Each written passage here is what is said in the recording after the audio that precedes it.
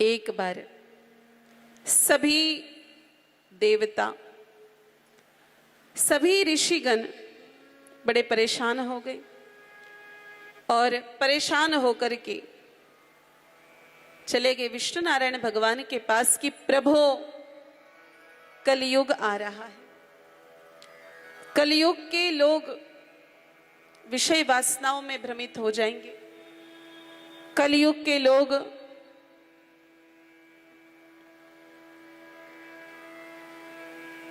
कली के प्रभाव में जल्दी आ जाएंगे।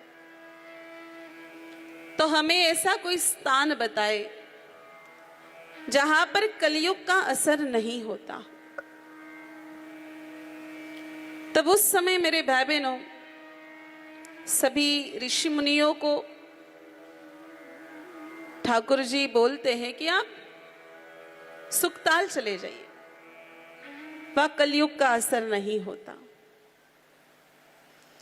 फिर जब बारी आई देवताओं की, देवताओं को कहा कि आप गौ माता के श्री विग्रह में जाइए, गौ माता के श्री विग्रह में विराजमान हो जाइए, वहां पर कलयुग का असर नहीं होता।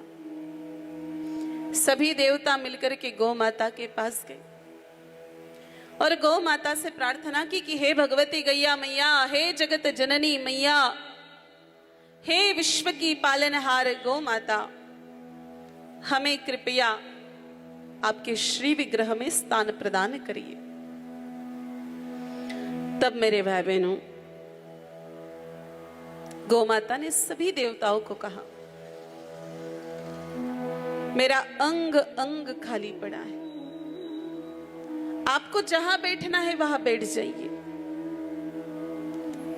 तो सभी देवता अपने अपनी सुविधा के अनुसार गौ माता के श्री विग्रह में विराजमान हो गए। लेकिन मेरे भाई बहनों, लक्ष्मी मैया और गंगा मैया जरा देरी से आई।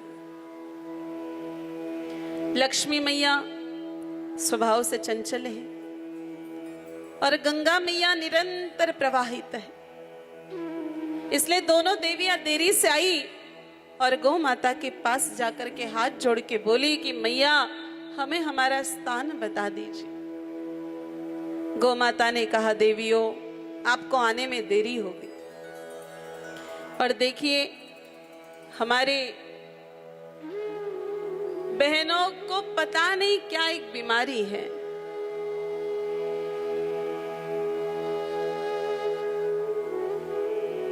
सारे काम बढ़िया करेगी, खाना भी जल्दी जल्दी में बनाएगी, घर के सारे काम जल्दी करेगी, झाड़ू पोछे भी जल्दी जल्दी करेगी, पूजा पाठ भी जल्दी जल्दी करेगी, लेकिन कहीं जाना हो तो देरी करेगी।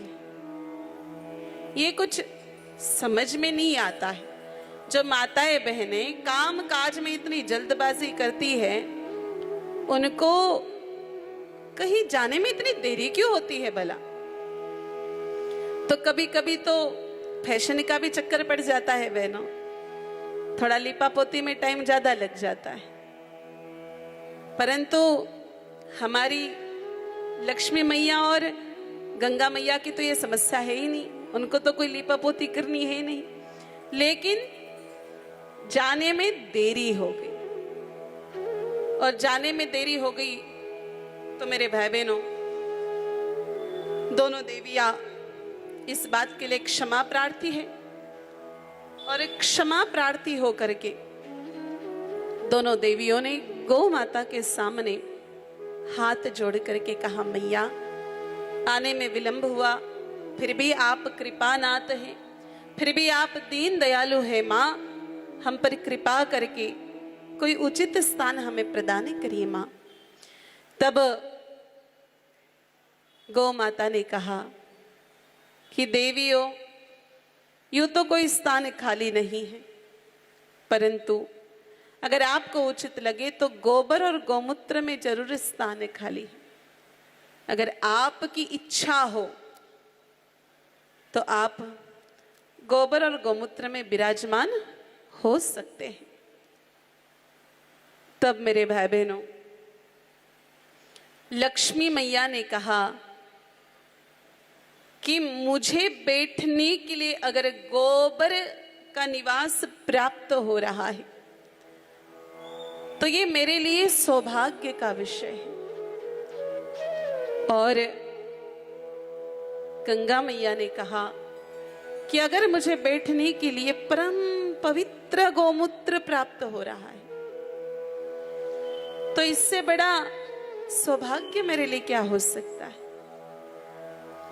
तो लक्ष्मी मैया गोबर में विराजमान हो गए और गंगा मैया मेरे भाई बहनों गोमूत्र में विराजमान हो गए।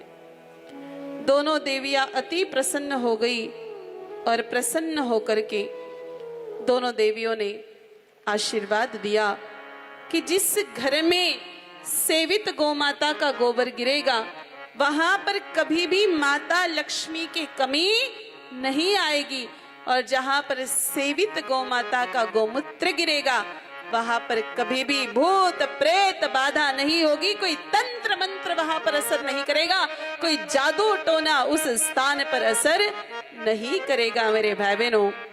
और इस प्रकार से सारे देवी देवताओं को गौ माता का विग्रह